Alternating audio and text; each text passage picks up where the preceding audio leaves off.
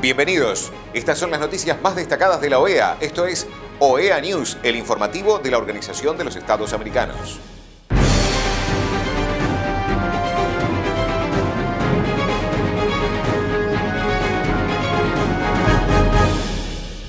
Es momento de compartir los títulos de las noticias más importantes que vamos a estar brindando a ustedes.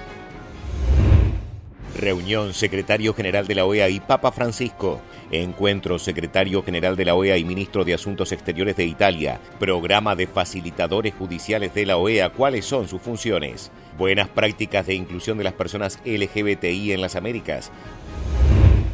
El secretario general de la OEA, Luis Almagro, mantuvo una positiva reunión con el Papa Francisco sobre los trabajos vinculados a su documento Diálogo entre Generaciones, Educación y Trabajo, instrumentos para construir una paz duradera y también para impulsar agenda de combate a las causas de la pobreza en la región. El secretario general de la OEA, Luis Almagro, se reunió con el ministro de Asuntos Exteriores de Italia, Antonio Tajani. Durante el encuentro, las autoridades dialogaron sobre la situación regional y sobre impulsar la cooperación, el diálogo político y las relaciones económicas y comerciales con los países de la OEA. En este video se explica cuáles son algunas de las funciones que realiza cada persona facilitadora judicial en el ejercicio de su trabajo comunitario. ¿Sabes cuáles son las funciones de las personas facilitadoras judiciales?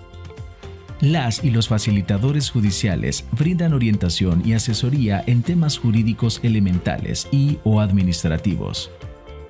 Practican la mediación comunitaria con el objetivo de solucionar conflictos leves. Realizan trámites encargados por los juzgados locales. Proporcionan acompañamiento a las personas de sus comunidades en la realización de trámites administrativos o legales. Gestionan las controversias de baja intensidad a través de medios alternativos de solución de conflicto para priorizar la paz y el respeto en las comunidades. El Consejo Permanente de la Organización de los Estados Americanos celebró una sesión extraordinaria en el Salón de las Américas de la sede de la OEA en Washington, D.C. para considerar el tema Buenas prácticas de inclusión de las personas LGBTI en las Américas. Todas las misiones de los países miembros y felicitar en particular la misión de México y la embajadora Baños Rivas para organizar esta sesión y la invitación del día de hoy. En mi presentación voy a hablar un poco del marco normativo y administrativo en las Américas, en la que son las buenas prácticas a nivel normativo y administrativo. Según las informaciones que también recaudamos desde la coalición LGBTTI y de trabajadoras sexuales de las Américas con trabajo ante la OEA.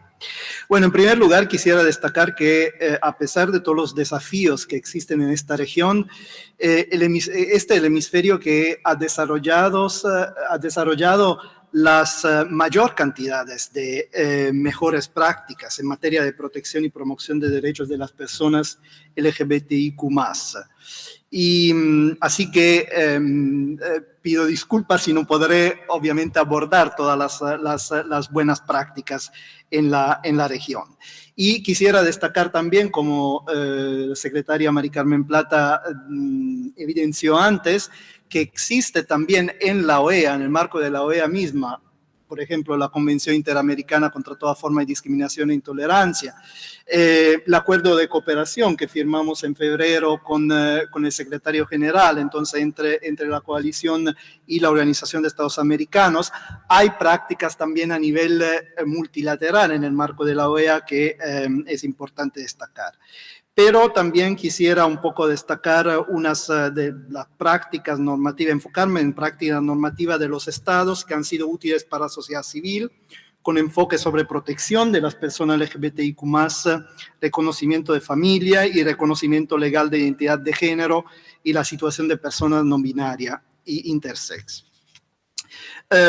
Obviamente, mucho del trabajo, todas las buenas prácticas se han desarrollado en mayoría a través de la incidencia de la sociedad civil. Lo vemos en este periodo, gracias a la incidencia, al trabajo de sociedad civil en el Caribe, como parte de un trabajo estratégico y holístico de la sociedad civil, de estrategia legal, de comunicación, seguridad e incidencia y atención de salud mental, cómo se está logrando, por ejemplo, a través de la vía judicial, la derogación de leyes que criminalizan los actos consensuales entre adultos del mismo sexo en distintos países.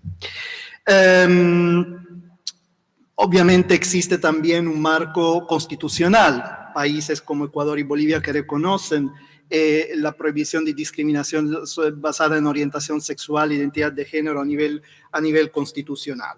Y muchos países que han implementado marcos no discriminatorios a través de tipificación de crímenes de odio, pero lo más importante, porque muchas veces eso no es suficiente para garantizar una lucha sustantiva a la impunidad, y entonces hay prácticas, buena práctica, como por ejemplo la creación de direcciones de atención a la diversidad dentro de instituciones del Estado en el marco de la justicia, como por ejemplo la creación de fiscalías especializadas en la atención de delitos cometidos en agravios de personas LGBTIQ+. Esta es una experiencia que se ha llevado a cabo en distintos estados de México, o por ejemplo en Chihuahua, en el estado de Chihuahua, que tiene una fiscalía especializada para defensoras y defensores de derechos humanos y periodistas, que también llevó a cabo investigación en materia de transfeminicidio. Ya se mencionó la cuestión de las intervenciones, de la prohibición de los estados en contra de los esfuerzos para corregir, reprimir o suprimir la orientación sexual, identidad y expresión de género de las personas y dichas terapias de conversión, que está prohibida en distintos países del hemisferio. Y acá quisiera también destacar que lo importante no es solamente la criminalización, sino también prevenir y punir la discriminación a través no solamente de normas penales, sino de otras formas, de otros tipos de sanciones también. Me alegra que se habló, por ejemplo, del rol del censo, y creemos desde la sociedad civil que la participación política de las personas LGBTIQ+ como lineamiento para la postulación en cargos políticos, en particular para asegurar que hayan candidaturas de personas de la diversidad y en particular de personas trans, es súper importante para poder de verdad asegurar que las políticas públicas tengan un impacto. Por ejemplo, el hecho de que tengamos a la colega, amiga Alba en su posición, y estas son prácticas extremadamente importantes. Sobre el tema de familia, se habló antes, el tema del matrimonio entre personas del mismo sexo es seguramente un importante logro en materia de reconocimiento, por ejemplo, de derechos económicos y sociales al interior de las familias y patrimoniales, pero también las mejores prácticas son las que incluyen también acceso a tecnologías reproductivas, adopción sin restricción por orientación sexual, identidad de género, estado civil, o como en el caso de Argentina, reconociendo la noción de voluntad procreacional como fuente de filiación, que no solamente permite el reconocimiento de genitorialidad de personas LGBTQ+, sino también protege a mujeres sobrevivientes de violencia que no quieren reconocer el niño o la niña. Ya se habló bastante de las leyes de identidad de género, la opinión consultiva 24 de 17, así que no voy a quedarme en ese sentido. Pero justamente, como además destacó Alba Rueda, la ley en sí misma no es suficiente para poder de verdad reparar a la brecha socioeconómica que sufren las personas trans. Entonces, la ley sobre el cupo trans que Alba Rueda mencionó es fundamental, así como la experiencia de Uruguay, que reconoce la posibilidad, un régimen reparatorio para personas trans víctimas de violencia institucional y o personas trans privadas de libertad debido a la identidad de género. Finalmente se mencionó la buena práctica del trabajo que llevamos a cabo con PUICA en el marco de la OEA y el reconocimiento en los documentos de identidad de la X para garantizar el reconocimiento de personas no binarias, por ejemplo. Aunque a veces el X como marcador no es suficiente para evitar la discriminación, porque la X también puede dar visibilidad. Por ejemplo, interesante la buena práctica de Honduras, siempre en el marco del trabajo que se hizo con PUICA, que ahora no tienen marcador en su documento nacional de identidad.